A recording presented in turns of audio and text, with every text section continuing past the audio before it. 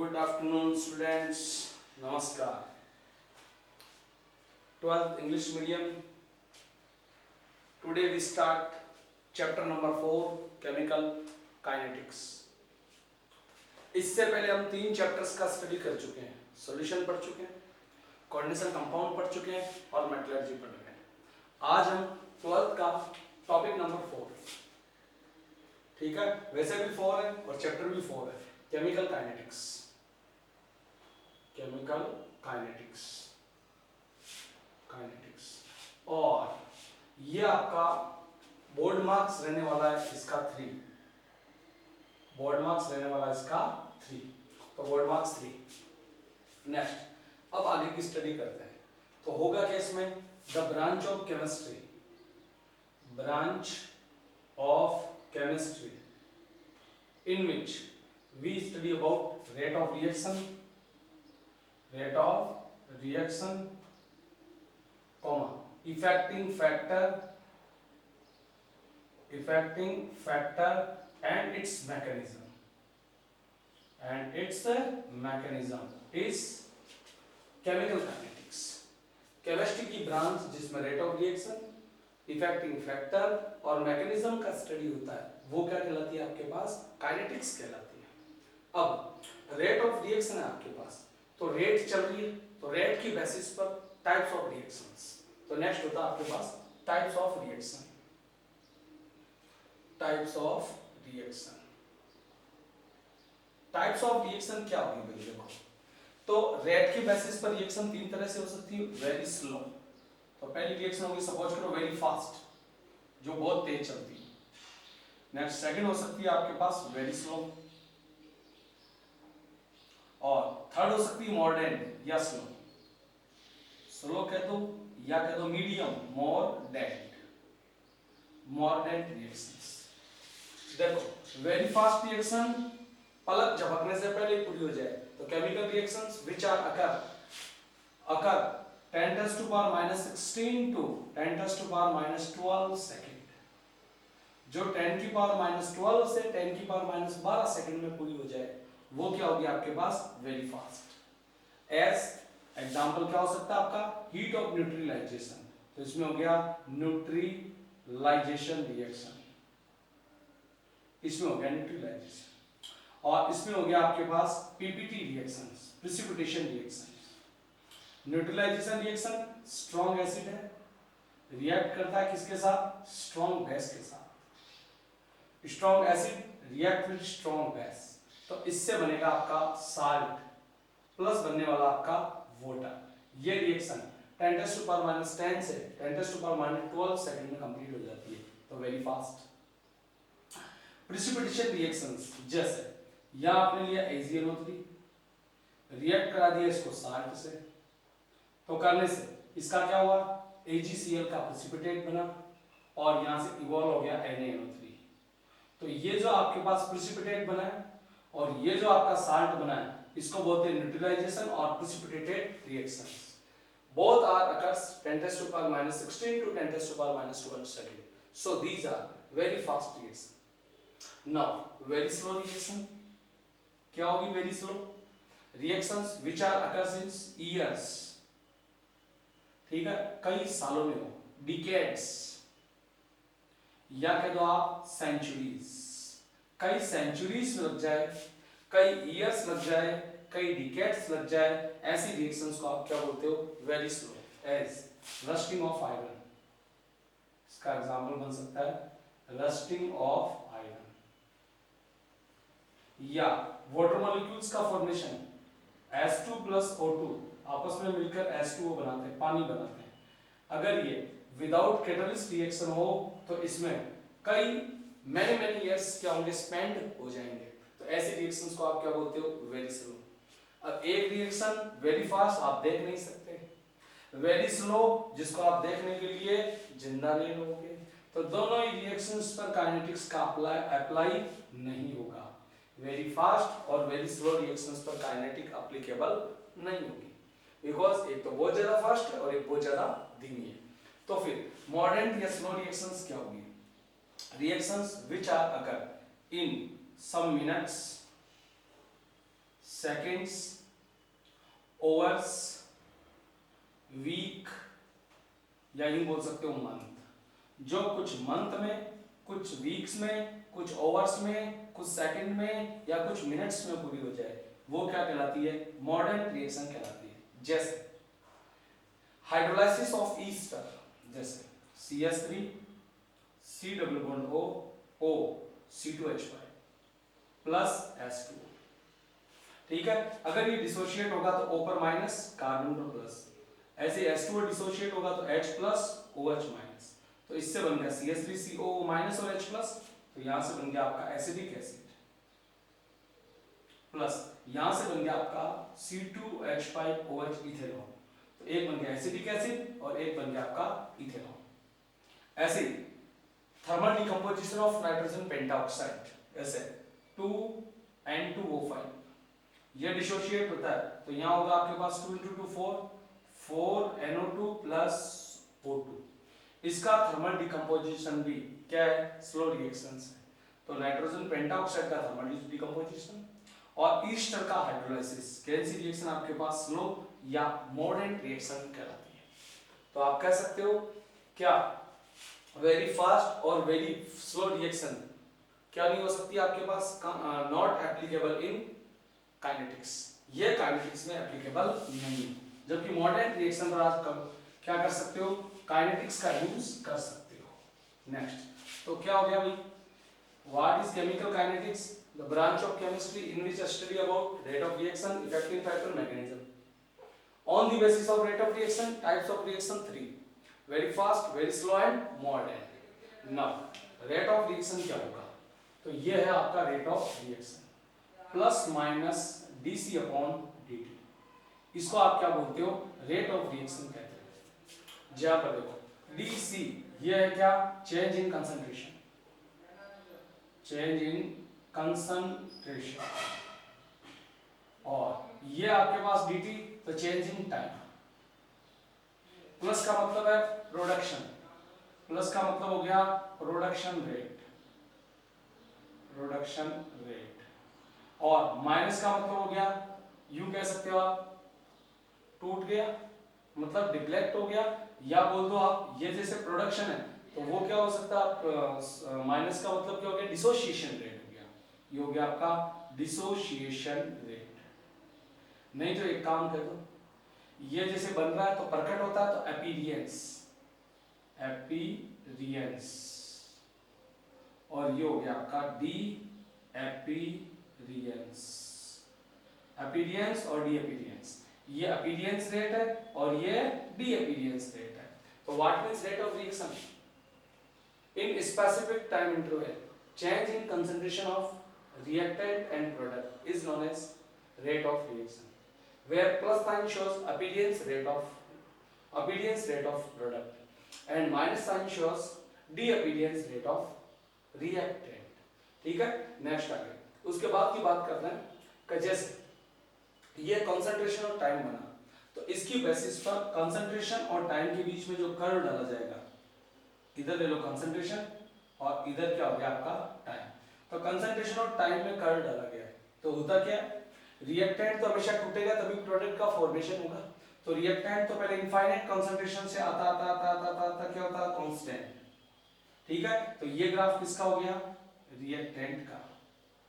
Next product हमेशा zero से बनते हैं तो जीरो से बनता कांस्टेंट, तो ये हो गया आपका क्या?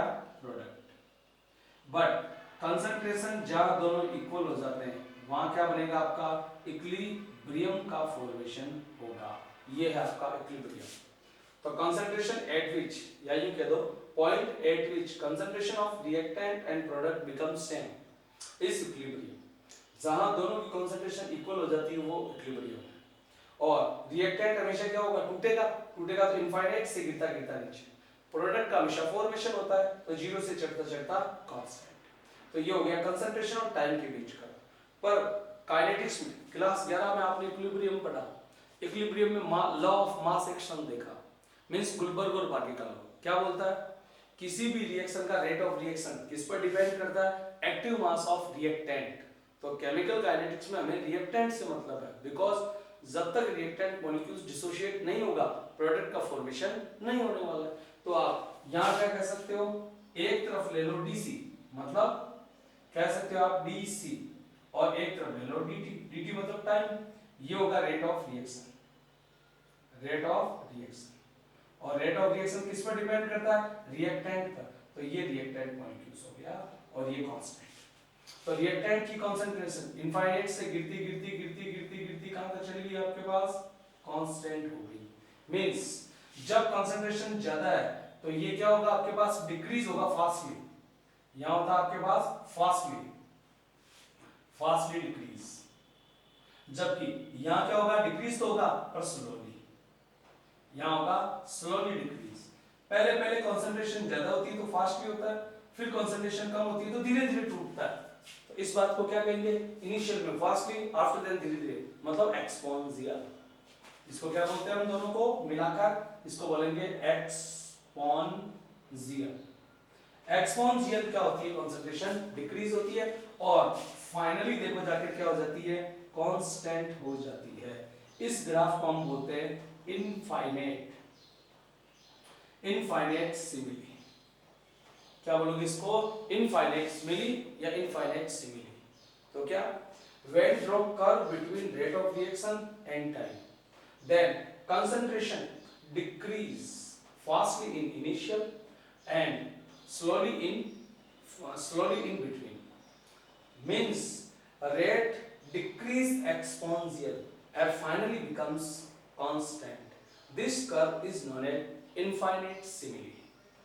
रेट ऑफ रिएक्शन और समय के बीच में डाला गया कर्व पहले तेजी से गिरता है फिर धीरे धीरे गिरता है, मींस एक्सपोनेंशियली रेट गिरता है और फाइनली कांस्टेंट हो जाता है। इस बात को आप क्या बोलते हैं, इनफाइनाइट सिमिली कर्व कहते हैं। तो ये हो गया आपका इनफाइनाइट सिमिली कर्व, ये कंसंट्रेशन और टाइम के बीच कर्व, और ये हो गया आपका rate of reaction.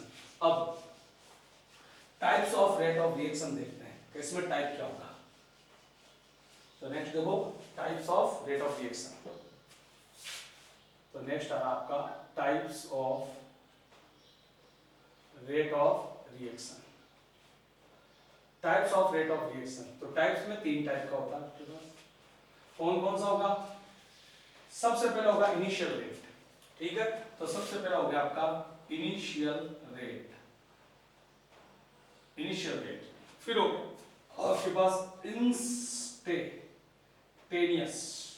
Instantaneous rate, और फाइनली हो गया आपके पास एवरेज रेट, फाइनली हो गया आपके पास average rate. Instantaneous rate, initial rate और एवरेज रेट। और सभी में आपको पता है रेट ऑफ रिएक्शन किस पर डिपेंड करती है, एक्टिव मास ऑफ रिएक्टेंट। तो रिएक्टेंट का ही कर्व डालना है, मींस इधर डीसी बाई डीटी, इधर भी डीसी बाई डीटी, इधर भी क्या होगा आपका डीसी बाई डीटी।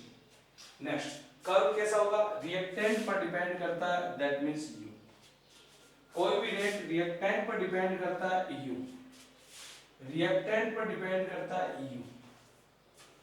अब इनिशियल मतलब जब स्टार्ट हुआ तो पहली बार कंसंट्रेशन कम हुई है और t बराबर 0 पर यहां पर जो रेट होगा वो क्या कहलाता है आपका इनिशियल रेट। तो आप कहोगे क्या होगा, rate t equals to 0 is known as initial rate। t बराबर 0 पर जो रेट होता है उसको क्या बोलते हैं आप, इनिशियल रेट बोलते हैं। नेक्स्ट इंस्टेंटेनियस रेट, एक इंस्टेंट पर्टिकुलर पॉइंट पर रेट एट इंस्टेंट पॉइंट या रेट कैलकुलेटेड एट स्पेसिफिक और instant point is known as instantaneous rate. एक स्पेसिफिक पॉइंट पर रेट को कैलकुलेट करना क्या कहलाता है आपका, इंस्टेंटेनियस रेट कहलाता है। कैसे निकालोगे इसको निकालने के लिए जिस पॉइंट पर आपको कैलकुलेट करना है उसके अलाउंस में क्या डाल दो, एक टेंजेंट ड्रॉ कर दो। टेंजेंट ड्रॉ करने के बाद क्या ले लो आप, यहां से थीटा एंगल को फाइंड कर लो, और ये किसको बताएगा, रेट। इस मेथड को बोलते हैं एक्सप्लोटेशन मेथड, ठीक है, ग्राफ का एक्सप्लोटेशन मेथड।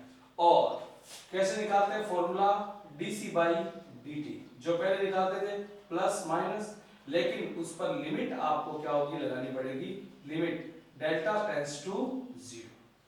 तो अब पूरे को बोल दो, what is instantaneous rate? Rate at which specific point is instantaneous rate. Instantaneous rate may be calculated by exploitation method of graph. For this, draw a tangent on specific point and by limitation of dc upon dt या by limit of dc by dt where it determine instantaneous rate। क्या करना है? एक specific point पर rate को calculate करना है, instantaneous rate है। इसको फाइंड करने के लिए जिस पॉइंट पर निकालना है उसके अलोंग में टेंजेंट ड्रॉ करो। टेंजेंट ड्रॉ करने के बाद dc by dt का फॉर्मूला लगा लो लिमिट लगाकर। इससे हम क्या फाइंड कर सकते हैं? Instantaneous rate. एवरेज कैसे निकलता है? दो रेट से निकलता है। तो देखो पहली बार सपोज करो कि यहाँ रेट कम हो गया तो C1, फिर रेट कम होता होता क्या हुआ? C2, इस समय टाइम क्या हो गया आपका? T1, तो इस समय टाइम क्या हो गया आपका? T2। तो क्या करोगे? Plus minus C2 minus C1 upon T2 minus T1। इससे हम क्या निकाल सकते हैं? एवरेज रेट को फाइंड कर सकते हैं। फॉर्मूला वही plus minus dc by dt से, ठीक है। लेकिन एवरेज रेट ध्यान रखना, न्यूमेरिकल इसी के आएंगे। एवरेज रेट को हम फाइंड कर सकते हैं मिनट में, या फाइंड कर सकते हो सेकंड में, या फाइंड कर सकते हो ओवर्स में। तो याद रखना मिनट्स टू सेकंड, तो मिनट को जब सेकंड में कन्वर्ट करोगे तो आपको इनटू करना है 1/60 से। ये ट्रिक है इसकी, आगे जब न्यूमेरिकल आएगा तो मैं आपको बता दूंगा। और मिनट से ओवर्स में आएगा तो आपको किससे इनटू करना है? 60 से करना है। दैट मींस मिनट से सेकंड 1/60 और मिनट से ओवर किससे करते हैं? 60 से करते हैं। नेक्स्ट आगे चलिए, अगली बात। इसके बाद देखो अगला पॉइंट क्या है बेटा? अगला पॉइंट रेट ऑफ रिएक्शन तो पढ़ चुके, plus minus dc by dt और उसका स्टोइकियोमेट्री से रिलेशन। तो अगला हो गया relation between rate of reaction and stoichiometry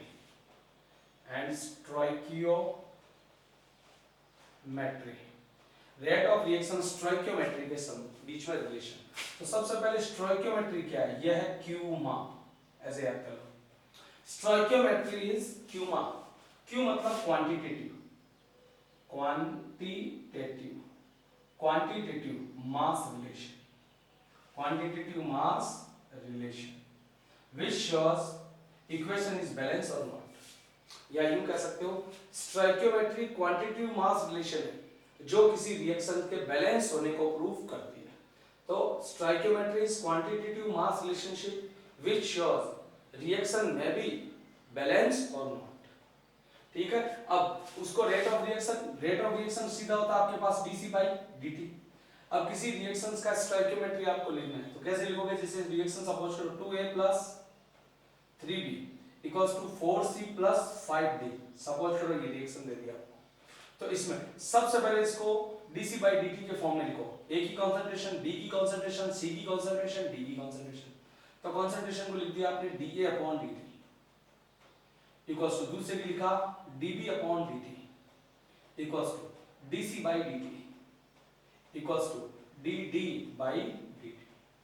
अगला ये दोनों रिएक्टेंट है, माइनस माइनस, ये प्लस प्लस प्रोडक्ट है। 2 का उल्टा 1/2, इसका 1/3, इसका 1/4, इसका 1/5। यही क्या कहलाता है? हमारे पास स्टोइकियोमेट्री रिलेशंस कहलाता है। किसी रिएक्शंस को, रिएक्टेंट को माइनस, प्रोडक्ट को प्लस, कंसंट्रेशन को dt by dt के फॉर्म में लिखना और मोल को क्या कर देना? रेसिप्रोकल कर देना, उल्टा कर देना, अपोजिट कर देना। क्या कहलाता है? क्वांटिटेटिव मास रिलेशन कहलाता है। कोई सी भी रिएक्शन, जैसे सपोज करो एक रिएक्शन और गिवन आपको N2 + 3S2 = twice NS3 और आपसे पूछा कि क्वांटिटेटिव मास रिलेशन बताओ, तो आपने क्या बताया? N2 की कंसंट्रेशन, H2 की कंसंट्रेशन, NS3 की कंसंट्रेशन। तो कंसंट्रेशन को कंसंट्रेशन की फॉर्म में लिखो dN2 upon dt, dH2 upon dt और यहां लिखोगे dNS3 upon dt, dNS3 upon dt। अब इसका कुछ नहीं, 1 का 1/3, 2 का 1/2, यहाँ माइनस माइनस, इस पे क्या लग गया? प्लस। यही क्वांटिटेटिव मास रिलेशनशिप है। ठीक है, नेक्स्ट क्लास में हम रेट ऑफ रिएक्शन और इसके न्यूमेरिकल पर जाएंगे। ठीक है, ये चैप्टर का थोड़ा इंट्रोडक्शन था, इसको आज आप पढ़ लीजिए। नेक्स्ट कल जो अगली क्लास होगी उसमें हम रेट ऑफ रिएक्शन स्टोइकियोमेट्री से रिलेटेड कुछ न्यूमेरिकल्स क्वेश्चन का स्टडी करेंगे। तब तक स्वस्थ रहे, अच्छे रहे, पढ़ते रहे। धन्यवाद, नमस्कार।